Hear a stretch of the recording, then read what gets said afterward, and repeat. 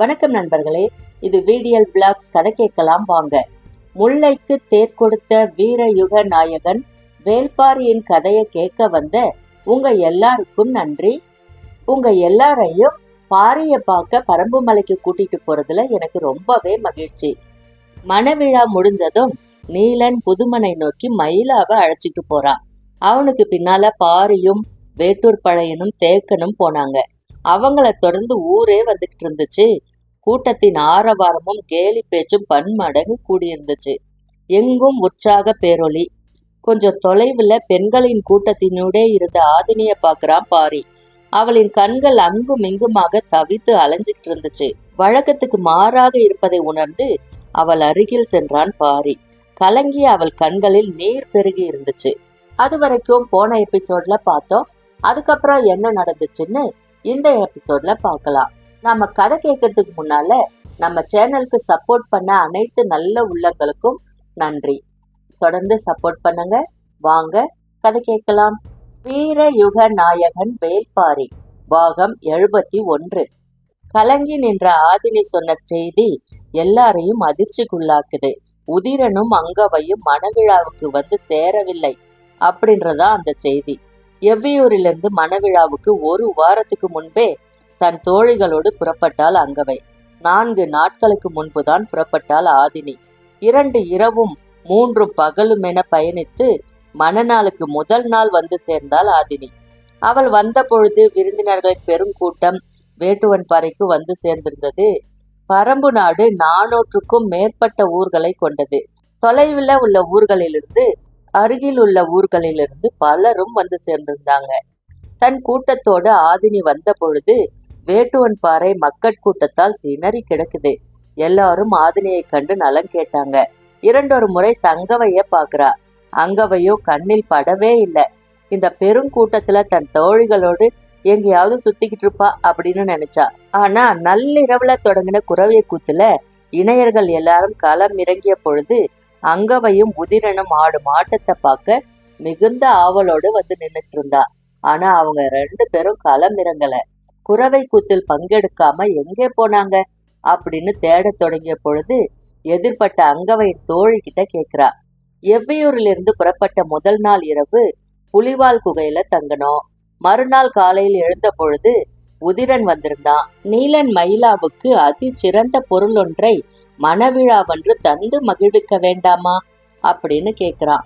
ஆமாம், என்ன தரலாம் அப்படின்னு அங்கவை கேட்ட பொழுது அவன் ஏதோ சொல்லி கொண்டிருந்தான். நாங்க பரிசு பொருளோட வேட்டுவன் பாறைக்கு வந்து சேர்வோம் அப்படின்னு சொல்லிட்டு 2 பேரும் புறப்பட்டு போயிட்டாங்க.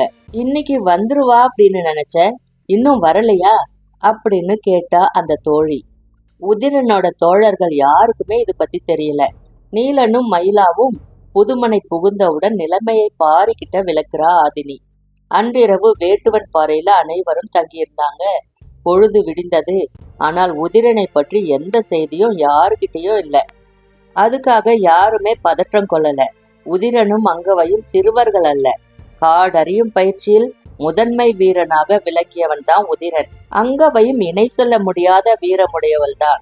ஆபத்தில் சிக்கி உதவி தேவைப்பட்டால் சென்றி புகையை போட்டிருப்பாங்க. மணவிழாவுக்கு வந்துள்ள அனைவரும் அவரவர் ஊர்களுக்கு புறப்படுங்கள். ஏதாவது சிக்கலில் மாட்டியிருப்பது அறிந்தால் தக்க உதவியை செய்யுங்கள் அப்படின்னு சொல்லி எல்லாரையும் அனுப்பிவிட்டு எவ்வியூர் நோக்கி புறப்பட்டான் பாரி. மணவிழாவுக்கு 6 நாட்களுக்கு முன்பு அதிகாலையில புலிவால் குகையில் தோழிகளோடு இருந்த அங்கவையை கண்டு பேசுறான் உதிரன். சிறந்ததொரு பரிசு பொருளினை நீலன் மயிலாவுக்கு தர வேண்டும் அப்படின்னு உதிரன் சொன்ன பொழுது அங்கவை பெரும் மகிழ்வோடு அதை கண்டறிய உடனே புறப்பட்டார். அவளும் குதிரையேற்றம் தெரிந்தவள். தன்னுடன் இருந்த இன்னொரு காவல் வீரனின் குதிரையை வாங்கி அங்கவைக்கு கொடுத்தான் உதிரன். 2 பேரும் குதிரை பாதையில பயணிக்க தொடங்குறாங்க. 12 ஆண்டுகளுக்கு ஒரு முறை காய்ப்பதுதான் கிளிமூக்கு மாங்காய். பச்சை மலை தொடரின் வியப்புறு கனிகளில் அதுவும் ஒன்று. அத்தகைய கனி பரம்பின் வடதிசையில் உள்ள கொழுமலையில் உள்ள ஊத்துக்காட்டில் காய்த்திருப்பதாக காவல் வீரர்கள் சொன்ன செய்தியை கொண்டு அந்த பக்கமாக பயணத்தை தொடங்குறான் உதிரன். கொழுமலை என்பது எவ்வியூரிலிருந்து குதிரை பாதையில் சென்றால் 5 நாள் பயண தொலைவை கொண்டது. அவ்வளவு நெடும் தொலைவு சென்று மணநாளுக்கு முன் திரும்ப முடியாது என நினைத்த உதிரன் மலை முகட்டில் அமைந்துள்ள குதிரை பாதையில் தொடர்ந்து செல்லாமல் சில இடங்களில் குதிரை பாதையையும் சில இடங்களில் குறுக்கு வழியில் நடைபாதையுமாக மாறி மாறி சென்று குன்றுகளை கடந்து கொண்டிருந்தான். முதல் 2 நாட்கள் மலை முகட்டின் வழியிலான குதிரை பாதையிலே போனாங்க. அங்கவை உடன் இருப்பதால் காடுகளுக்குள் தங்காமல் அருகிலுள்ள ஊர்களிலேயே தங்கினாங்க. அவ்வூர்களிலிருந்து மணவிழாவுக்கு செல்பவர்கள் எல்லாம் ஏற்கனவே புறப்பட்டிருந்தாங்க. பின்னர் குறுக்கு வழியில மலை இடுக்குகளுக்குள் புகுந்து பயணத்தை தொடர்றாங்க. கிளிமூக்கு மாங்கனியோடு நீலன் மயிலாவை காண்பது எவ்வளவு மகிழ்வை தரும் அப்படின்றத நினைச்சுக்கிட்டே 2 பேரும் நடந்து போனாங்க. அடர் காடுகளுக்குள் உதிரனோடு நீண்ட நெடும் பயணம். பொதினியில் மருத்துவ அறிவை ஆணுக்கு நிகராக பெண்களும் அறிவர். அதனால்தான் ஆதினி மூலிகை செடி பற்றிய பேரறிவை கொண்டவளாக இருந்தாள். அங்கவையையும் அவளைப் போலவே வளர்த்திருந்தாள். இருவரின் வியப்புகளுக்குள் அடங்காமல் விரிவடைந்து கொண்டே இருந்தது காடு. 4ஆம் நாள் இரவு எய்னூரில் தங்கினர். வந்திருப்பது அங்கவை என அறிந்து ஊரே விருந்து செய்து மகிழ்ந்தது. உதிரனுக்கு வேறொன்று நினைவுக்கு வந்தது. அதை அங்கவையோடு பகிர்ந்து கொண்டான். காடறியும் காலத்தில் இவ்வூரின் மேற்றிசையில் தான் ராவெரி மரத்தை பார்த்தேன் அப்படின்னு சொல்றான். அதனை சொன்ன கணத்தில் அங்கவையின் முகம் மகிழ்ச்சியில் மலருது. எவ்விடத்தில் இருக்கிறது அப்படின்றது உனக்கு நினைவிருக்கிறதா அப்படின்னு கேட்கிறா. நன்றாக நினைவில் உள்ளது, போய் பார்ப்போமா? நாம் பார்த்து திரும்ப 2 பகல் ஓரிரவு ஆகுமே. அங்கவை சற்றே சிந்திக்கிறா. உதிரன் சொன்னா, ஏற்கனவே அதிக நாட்கள் ஆகிவிட்டன, இனியும் நாம் காலம் தாழ்த்த வேண்டாம், இன்னொரு முறை அதனை பார்ப்போம் அப்படின்னு சொல்றான். அங்கவையின் முகம் கொஞ்சம் வாடி போயிருச்சு. மனக்கவலை தீர இரவில் நெடு நேரம் பேசிக்கிட்டு இருந்தான் உதிரன். அங்கவை தங்கிய குடிலின் மூதாட்டி, ராவெரி மரத்தை பார்க்காவிட்டால் என்ன, இறுக்கி செடியை பறித்து வந்து காட்டு அப்படின்னு சொல்றா. மூதாட்டி என்ன சொல்லுகிறாள் அப்படின்னு உதிரனுக்கு புரியல. இறுக்கி செடி என்றால் என்ன அப்படின்னு கேக்குறான். உனக்கும் தெரியாதா அப்படின்னு கேட்டுட்டு தூரத்தில் இருந்த பெண்ணை சத்தம் போட்டு அழைத்து, இவங்க 2 பேரையும் கூட்டி போய் இறுக்கி செடியை காட்டு அப்படின்னு சொல்றா. அந்த பெண் இருவரையும் அழைத்து கொண்டு காட்டுக்குள்ள நுழைகிறா. தேய்பிறையின் கடைசி காலமாதலால் மாமலை கும்மிருட்டில் மூழ்கி கிடந்தது. ஊரை விட்டு சற்று தள்ளி உள்ளே போனவள் சந்தன மரத்தின் அடிவாரத்தில் பின்னி கிடந்த பெருங்கொடியை பிடித்து தூக்குறா. அவர்கள் இருவரும் அக்கொடியையே பார்த்துட்டு இருந்தாங்க. கொடியின் முனைப்பகுதியை மட்டும் ஒடித்தவள் அங்கவையையும் உதிரனையும் கை நீட்ட சொல்றா. 2 பேரும் கையை நீட்டுறாங்க. ஒடித்த கொடியிலிருந்து கசியும் நீரினை அவங்களோட உள்ளங்கையிலும் ஒவ்வொரு துளி வைக்கிறா. இதனை ஏன் கையில் வைக்கிறாள் அப்படின்னு 2 பேரும் உள்ளங்கையை உத்து பார்த்துக்கிட்டு இருந்தாங்க. பார்த்துக்கிட்டு இருக்கும் போதே அவர்களின் கண்கள் விரிய தொடங்குது. அந்த துளி வெண்மை நிறம் கொண்டதாக மாறியபடி இருந்தது. கெட்டியான பால் துளி போல அது இருக்கிறத பாக்குறாங்க. வியப்பு அடுத்த கட்டத்தை அடையுது. இவ்விருட்டில் இவ்வெண்மை நிறம் எப்படி இவ்வளவு துல்லியமா தெரியுது அப்படின்னு சிந்தித்த பொழுதுதான் புரிய வருது, அந்த துளி நீர் மெல்லியதாய் ஒளியை உமிழ்ந்து கொண்டிருக்கிறது அப்படின்னு. அழைத்து வந்தவள் நீண்ட நேரத்துக்கு பின்னால, இன்று இரவு முழுவதும் வைத்திருந்தாலும் ஒளி மங்காது, வாருங்கள் போவோம் அப்படின்னு சொல்லி ஊருக்குள்ள அழைச்சிட்டு போனா. வரும்போது நீண்டு படர்ந்து கிடந்த அந்த கொடியை பறித்து வந்தான் உதிரன். ஊர் வந்ததும் அங்கவை தங்கும் குடிலின் உட்புற சுவரிலும் மேற்கூரையிலும் செடியை ஒடித்து கசியும் நீரினை பொட்டு பொட்டாக வைத்துவிட்டு வெளியேறினான். எரிந்து கொண்டிருந்த சிறு விளக்கினை அணைத்தாள் அங்கவை. விளக்கொளி நீங்கியதும் குடில் முழுவதும் பெருகி நிறைந்தது இருள். சிறிது நேரத்திலே நீர்த்துளிகள் பால் நிறம் கொள்ள தொடங்குது. இங்கும் அங்குமாக இருளுக்குள்ளிருந்து வெண்ணிற மொட்டுக்கள் அவிழத் தொடங்குது. அவிழும் பொழுதே ஒளி கசிந்து பரவுது. வான்வெளியில் மஞ்சள் ஒளி சிந்தும் விண்மீன்கள் வெண்மை நிற ஒளியை சிந்தினால் எப்படி இருக்கும் அப்படின்றத அங்கவை இரவு முழுதும் பார்த்துட்டு இருந்தா. பொழுது விடிந்தது. அவங்க வேகமா புறப்பட்டாங்க. அப்பொழுது உதிரன் ஊத்துக்காட்டினை பற்றி எய்னூர் மக்களிடம் கேட்டான். அவங்க அக்காட்டினை அடையும் திசை குறிப்பின சொன்னாங்க. கிளிமூக்கு மாங்கனி வேண்டும் அப்படின்னு சொல்லியிருந்தா அவங்களும் உடன் வந்து பறித்து தந்திருப்பாங்க. ஆனா தாமாக கண்டறிந்து நீலன் மயிலாவுக்கு கொண்டு செல்ல வேண்டும் அப்படின்றதால அதை பத்தி கேட்கல. அவங்க சொன்ன குறிப்பின் அடிப்படையில நடைவழி பாதையில் 2 மலைகளை தாண்டிட்டாங்க. செங்குத்தான ஏற்ற இறக்கமாதலால் களைப்பு அதிகமாக இருந்தது. அன்றிரவு குகையினில் தங்கிட்டாங்க. பக்கத்துல ஊர் எதுவும் கிடையாது. உதிரன் கையில் இறுக்கி கொடியை பறித்து வந்திருந்தான். குகை முழுவதும் வான்வெளியாக மாற்றி அங்கவையை தூங்க வச்சான். குகை வாயிலில் இரவு முழுதும் விழித்திருந்தான். அதிகாலை அவள் எழுந்ததும் சிறிது நேரம் அவன் உறங்கினான். வெயில் ஏறத் தொடங்கிய பொழுது அவர்கள் வேக வேகமாக நடந்துகிட்டு இருந்தாங்க. ஊத்துக்காட்டுக்குள் உச்சி பொழுதில் நுழைஞ்சாங்க. நீண்டு கிடக்கும் மலை மடிப்பின் இரு பக்க சரிவிலும் பரவி கிடப்பதுதான் ஊத்துக்காடு. காட்டின் நடுவில் ஊடறுத்து ஓடிக்கொண்டிருந்தது எழுவனாறு. அகலமான இந்த ஆற்றில் ஒரு துளி நீர் இல்லை. கோடையின் வெக்கையில் மணல் துகள்கள் மின்னிக் கொண்டிருந்தன. 2 பேரும் ஒவ்வொரு மரமாக உத்து பார்த்தபடி நடந்து கொண்டிருந்தாங்க. எண்ணற்ற மாமரங்கள் இருந்தன. அவை எதிலும் கிளிமூக்கு மாங்கனி இல்லை. மரத்தை பார்த்தபடியே இங்கும் அங்குமாக நடந்தாங்க. நன்கு படர்ந்து விரிந்திருந்த மாமரத்தின் அடிவாரத்தில் ஓய்வெடுக்கலாம் அப்படின்னு உட்கார்றாங்க. அசதியில அவன் தோல் சாய்ந்தால் அங்கவை. கொஞ்சம் ஓய்வுக்கு பின்னால உதிரன் சொல்றான், நிழல்ல அமர்ந்தாலும் வெப்பத்தின் தாக்கம் குறையல. அங்கவை பதில் ஏதும் சொல்லல. ஏன் எதுவும் பேசாமல் இருக்கிறாய் அப்படின்னு கேட்கிறான் உதிரன். தோளிலே சாய்ந்திருந்தவள் முகம் பார்த்து பேசுவதற்காக எதிரே வந்து உட்கார்ந்து சொன்னாள், இது மகிழ்வை மட்டும் அறியும் பருவம். இதற்கு நிழலும் பொருட்டல்ல, வெயிலும் பொருட்டல்ல. சொல்லியபடி புன்னகைத்த அவளை மகிழ்ந்து கவனித்து கொண்டிருந்த உதிரனின் முகம் சட்டென கடுமையானது. அசையாமல் இரு அப்படின்னு சொன்னான். என்னன்னு புரியாம திகைத்தபடி இருந்தால் அங்கவை. அவளோட கழுத்தின் பின்பகுதியில அமர்ந்திருந்த பெரிய ஈ ஒன்றை நோக்கி வலக்கையை மெதுவாக கொண்டு போய் சட்டென அமுக்கி பிடித்தான். பிடித்த வேகத்தில் கைகளை மூடியவன் மெல்ல விரலிடுக்குகளின் வழியே உள்ளிருப்பதை பார்க்க முயன்றான். இவ்வளவு கூர்மையாக எதை பார்க்கிறான் அப்படின்னு அவளும் உத்து பார்க்கிறா. விரல் இடுக்குகளுக்குள்ளிருந்து அது தலையை முட்டி வெளியேற முயற்சி பண்ணுச்சு. அதன் தலையையும் வெளிவர முயலும் அதன் முயற்சியையும் கவனித்தபடி உதிரன் சொல்றான், இது அடவி ஈ.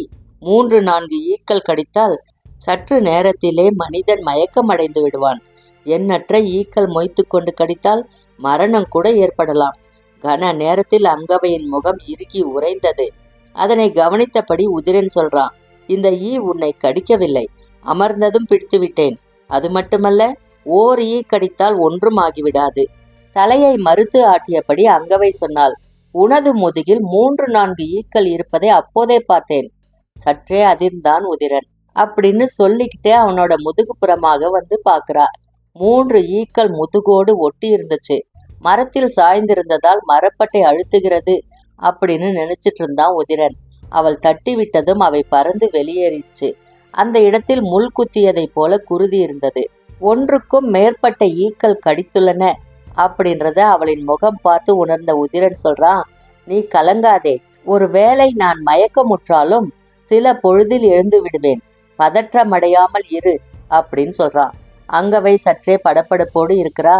ஏன்னா இதனை சொல்லிக் கொண்டிருக்கும் பொழுதே உதிரனின் கண்கள் செருகத் தொடங்குது.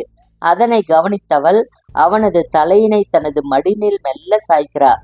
சிறிது நேரத்திலேயே உதிரன் முழுமுற்றாக மயங்கிட்டான். கலக்கத்தில் உடல் உதறுவது போல இருந்தது. ஆனால் அடுத்த கணமே செய்ய வேண்டியது என்ன அப்படின்னு சிந்திக்கிறார். உடனடியாக சென்றி புகை போடுவோம். இந்த பகுதியில ஊர் எதுவும் இல்லை. மலையின் பின்புறம் 2 மடிப்புகள் தாண்டி எயினூர் இருக்கு. இங்கு புகை போட்டால் அவ்வூரில் இருப்பவர்களால் பார்க்க முடியாது. இம்மலைப்பகுதியில் யாராவது இருந்தால்தான் உண்டு அப்படின்னு நினைச்சுக்கிட்டே இங்கும் அங்குமாக சென்றி கொடிய தேடுறா. உதிரனோட இடுப்பில் இருந்த குருவாலை எடுத்து அருகில் இருந்த செடி கொடிகளை வெட்டி இழுக்கிறா. வேகமாக அவற்றை உதிரனின் மீது போட்டு மீண்டும் ஈக்கள் மொய்க்காதபடி செய்றா. சற்று விலகி போய் சென்றி கொடி தேடலாம் அப்படின்னு முயற்சி செய்றா. அவளது தேடல் தொடர்ந்துகிட்டே இருக்கு. கீழ்ப்புறமாக எழுவனாற்றை நோக்கி இறங்கி தேடுறா. அகன்று விரிந்து கிடந்தது எழுவனாறு. எப்பொழுதும் கண்ணில் தட்டுப்படும் ஒன்று தேடும் பொழுது மட்டும் ஏன் கிடைப்பதே இல்லை அப்படின்னு நினைச்சுக்கிட்டே அவளோட கண்களுக்கு முன்னால் அது படர்ந்து கிடந்தது. கையில் இருந்த குருவால் கொண்டு கொடியின் அடிப்புறத்தை அறுக்க எண்ணி தரையோடு உட்கார்றா. ஏதோ மாறுபட்ட ஓசை ஒலிப்பது போல இருந்தது. என்ன ஓசை இது அப்படின்னு நினைச்சுக்கிட்டே சுற்றுமுற்றும் பார்க்கறா. ஒண்ணுமே பிடிபடல. காட்டின் கீழ்ப்புறம் இருந்து பறவைகள் கலைந்து பறக்குது. அந்த திசையிலிருந்து தான் ஓசை வருது அப்படின்னு அறிய முடிஞ்சது. என்னன்னு தெரியல, மலையின் உச்சியில் ஏறி நின்று பார்ப்போமா அப்படின்னு நினைக்கும் போதே மிக தொலைவில் எழுவநாற்று மணல் வெளியில் உருவங்கள் தென்பட தொடங்குது. வேக வேகமாக பக்கத்தில் இருந்த மரத்தின் மீதேறி கொப்புகளுக்குள் தலை நுழைத்து பார்க்கிறா. முதற்கணம் அவளால் காட்சியை உள்வாங்க முடியல. எண்ணிலடங்காத யானைகள் எழுவநாற்று மணல் வெளியில் நடந்து முன்னேறிக்கிட்டு இருந்துச்சு. உயர்த்தப்பட்ட ஆயுதங்களோடு அவற்றின் மீது வீரர்கள் அமர்ந்திருந்தாங்க.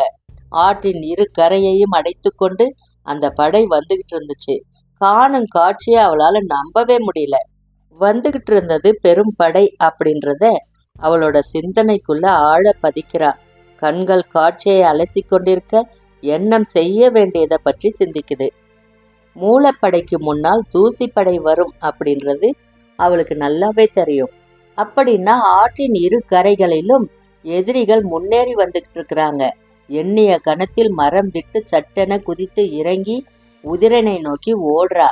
கன நேரத்துக்குள் வாழ்வின் காட்சிகள் மாறிக்கிட்டு இருந்துச்சு.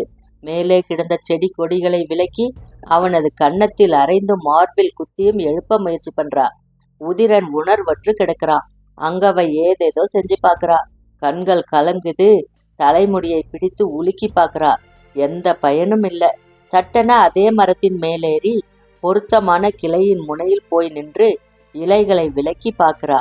மணல் தூசி அடுக்கடுக்காய் மேலேறிக்கிட்டு இருந்துச்சு. மிக தள்ளி அவங்க வந்துகிட்டு இருந்தாங்க.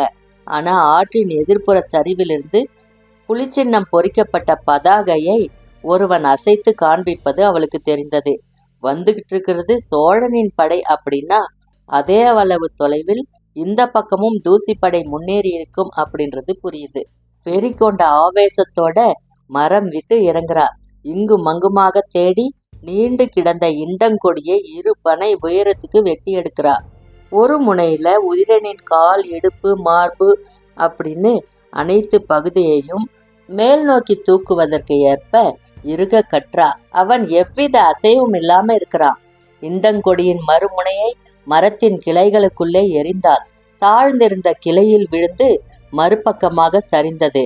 அதுவரை மேலே தூக்கி பின்னர் மறு கிளை நோக்கி மேலுயர்த்துவதெல்லாம் முடியாத செயல் அப்படின்னு நினைச்சுக்கிட்டே கொடியை கையில் எடுத்துக்கொண்டு சரவென மரத்தின் மேற்கிளையை நோக்கி ஏறா.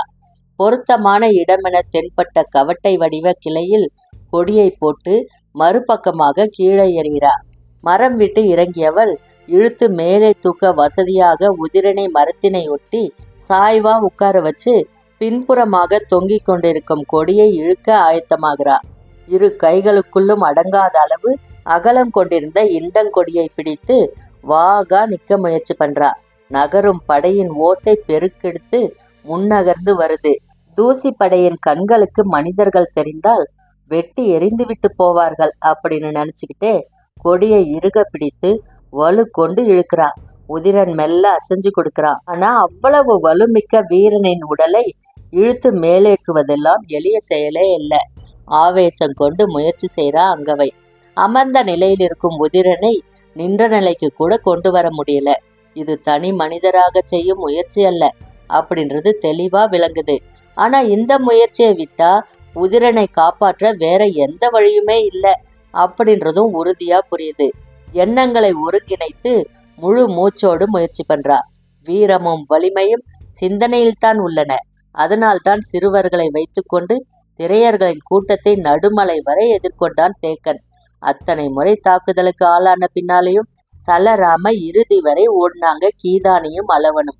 எண்ணத்தின் உறுதி எதனையும் செய்யும் ஆற்றலை தரும் அப்படின்றத உணர்ந்தபடி ஆவேசத்தோடு இண்டங்கொடியை இழுத்து பின்னால் நகர்த்துறா. உதிரன் சற்றே மேல் உயர்ந்தான். உதிரனை தூக்கிவிட முடியும் அப்படின்னு கண்ணில் தெரிந்த நம்பிக்கை கைகளின் வலுவை மேலும் கூட்டுது. உன்றி இழுத்து பின்னகர்றா. உதிரன் உயர்ந்துகிட்டு இருந்தான். 3, 4 அப்படின்னு கைகளில் கொடியை சுழற்றியபடி இழுத்தா. தாழ்ந்திருந்த கொப்பின் உயரத்தை அவன் தலை தொடுது. கொடியை அருகில் இருந்த மரத்தில் இழுத்து கட்டிவிட்டு வேகமாக வந்து மேலேறா. இந்த உயரத்தில் இருந்தால் மரத்துக்கு கீழே யார் வந்தாலும் எளிதாக பார்த்துவிட முடியும். அதனால மேலே உள்ள கிளைக்கு கொண்டு போனால்தான் அவனை மறைக்க முடியும் அப்படின்னு தோன்றியதும் மீண்டும் கீழிறங்கி வந்து இழுக்க முயற்சி பண்றா. கைகள்ல வலு போதல. என்ன செய்யறதுன்னே தெரியல. படையின் பேரோசை மலை எங்கும் அதிர்ந்து பரவுது. கைகளை தளர்த்தாம மூச்சினை இழுக்கிறா. மனம் கொற்றவையை வணங்குது. போர் தெய்வத்தின் ஆவேசத்தை கேட்டு மன்றாடுறா. மூடிய கண்களுக்குள் செம்பாதேவியின் நினைவு வருது. பற்களை நர நரவென கடித்தபடி புலிக்கொடியை கிழித்து எறியும் ஆவேசம் கொள்றா. செம்பாதேவி என மனம் கதற அடக்க முடியாத ஆற்றலோடு இண்டங்கொடியை இழுத்து தள்ளுறா. உதிரன் மேற்கிளையில் முட்டி நிற்கிறான். கொடியை மீண்டும் கட்டிவிட்டு மரமேறி உச்சிக்கு போறா. கிளையின் பிளவில் பொருத்தமாக அவனை உட்கார வைத்து கவட்டையோடு சேர்த்து அவனை கட்டி விடுறா. கீழ்ப்புறமிருந்து பார்த்தால் தெரியாத அளவு கொப்புகளை ஒடித்து செருகி மறைக்கிறா. இண்டங்கொடி முழுமையும் மேல் நோக்கி இழுத்தா. படையோசை எங்கும் கேக்குது. காடெங்கும் பறவைகள் கலைந்து பறக்குது. அடர் கிளைகளை மெல்ல விலக்குறா. கிளி ஒன்று முகத்தில் கொத்துவது போல் வந்தது. தலையை பின்புறமாக இழுத்து கொண்டு பார்க்கிறா. அது கிளிமூக்கு மாங்கனி. மரத்தின் உச்சி கிளையில் காய்த்து தொங்கிக் கொண்டிருந்தது. ஆடும் கனியை இடக்கையால் விலக்கி பார்க்கிறா. தூசி படையினர் முன்னேறி வந்துகிட்டு இருந்தாங்க. அது வரைக்கும் இந்த எபிசோட்ல பார்த்தோம். அதுக்கப்புறம் என்ன நடந்ததுன்னு அடுத்த எபிசோட்ல பார்க்கலாம். அது வரைக்கும் உங்களிடமிருந்து நன்றி கூறி விடை பெறுவது VDL Vlogs VDL. நன்றி, வணக்கம்.